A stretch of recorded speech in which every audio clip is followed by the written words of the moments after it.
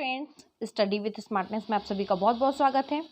आज हम इकोनॉमिक्स को एकदम बेसिक से समझेंगे, बेसिक से पढ़ेंगे और डिटेल में पढ़ेंगे। तो चलिए वीडियो को स्टार्ट करते हैं।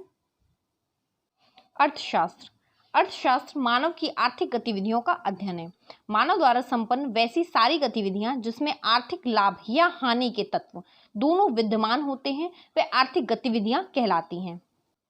आधुनिक अर्थशास्त्र का जनक एडम स्मिथ जो स्कॉटलैंड के थे, इनको माना जाता है। इनकी पुस्तक वेल्थ ऑफ नेशन 1776 को शास्त्रीय अर्थशास्त्र का उद्गम माना जाता है।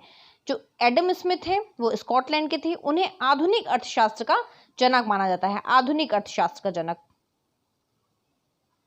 नेक्स्ट हम देखेंगे अर्थशास्त्र की विषय में 3 तरह की अवस्थाएं पाई जाती हैं। एक पूंजीवादी अर्थव्यवस्था, एक समाजवादी अर्थव्यवस्था और एक मिश्रित अर्थव्यवस्था। तो पूंजीवादी अर्थव्यवस्था को हम देखेंगे। इसमें सरकारी अहस्तक्षेप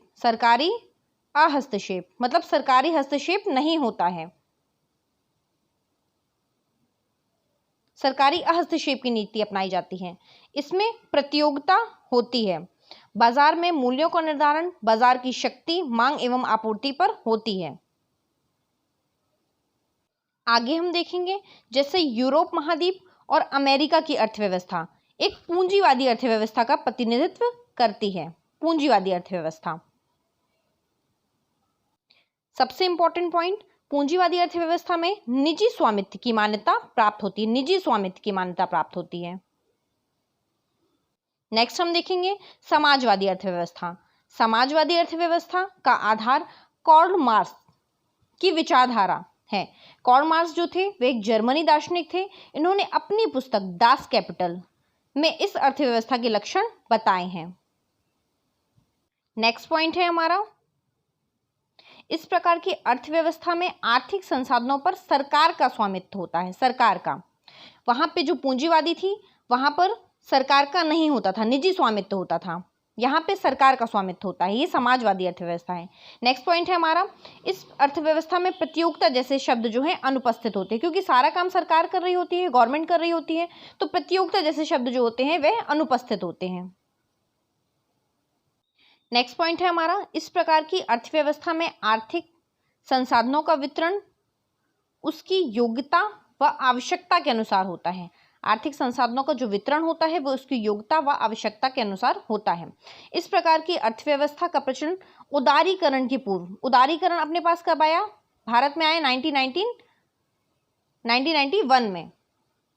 सोवियत संघ, रूस, चीन, क्यूबा साम्यवादी देशों में प्रचलित था। उदारीकरण के पूर्व कहाँ पे था? सोवियत संघ, रूस, चाइना, क्यूबा साम्यवादी देशों में इसका प्रचलन था। किसका? समाजवादी अर्थव्यवस्था का।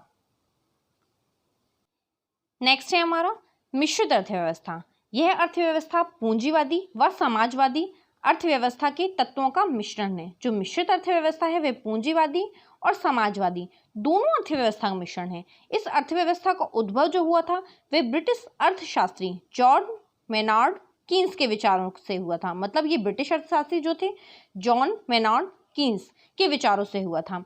इस अर्थव्यवस्था में राज्य व निजी, ये आगे का यहाँ लिखा हुआ है, राज्य व निजी दोनों ही क्षेत्रों का स्वामित्व पाया जाता है। किसी एक का नहीं, ना राज्य का ना निजी का, दोनों का स्वामित्व होता है। अर्थात आर्थिक संसाधनों में निजी व राज्य दोनों का स्वामित्व पाया जाता है। अर्थात मिश्रित अर्थव्यवस्था में राज्य व निजी दोनों का समन्वय पाया जाएगा। एक पॉइंट नोट कर लेंगे आप, इंपॉर्टेंट है। भारत में मिश्रित अर्थव्यवस्था के स्वरूप को अपनाया गया है। इस अर्थव्यवस्था का मूल उद्देश्य जो है वह लोक कल्याण करना होता है। लोक कल्याण करना होता है। आई होप आप सभी को ये टॉपिक समझ में आया होगा।